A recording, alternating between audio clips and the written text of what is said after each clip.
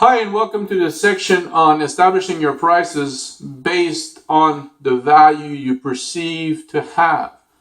Now, it is not necessarily part of the classical pricing method that people will use, but I've seen this so many times in my career that I feel the need to talk about this in this course.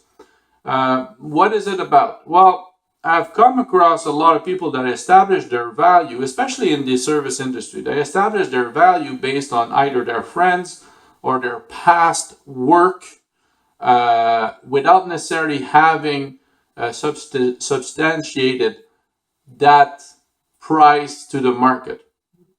A little bit more of a clearer example, I've seen a lot of trainers in the service industry that have worked with the universities either as lecturers that have a certain amount of associated per giving course per hour, and they are looking in the private sector to have a similar type of hourly rate without necessarily having justification for that.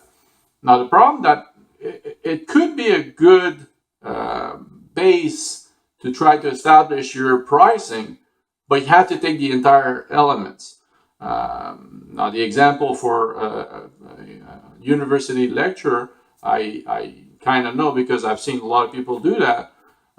They only take the element, which is the pricing per hour, to position themselves into the marketplace without taking all of the other work that come with this, which is creating exams, grading exams, giving hours for questions and support for the students.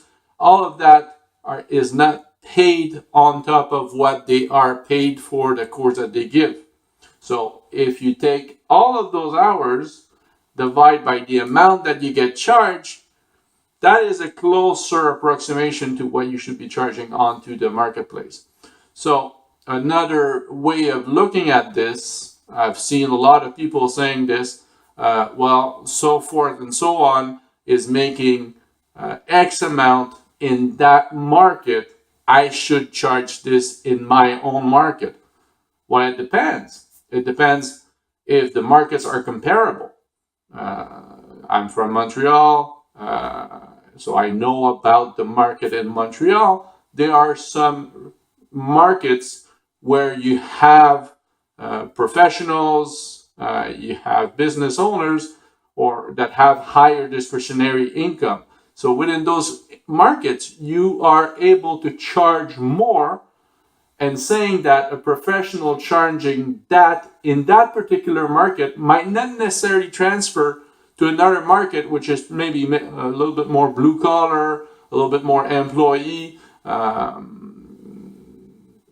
and that might not necessarily have the same amount of resources. So you have to compare all of those elements before you be able to charge that amount of money. So it is a good base, but you should take all of the elements to make sure that you don't miss out on something here.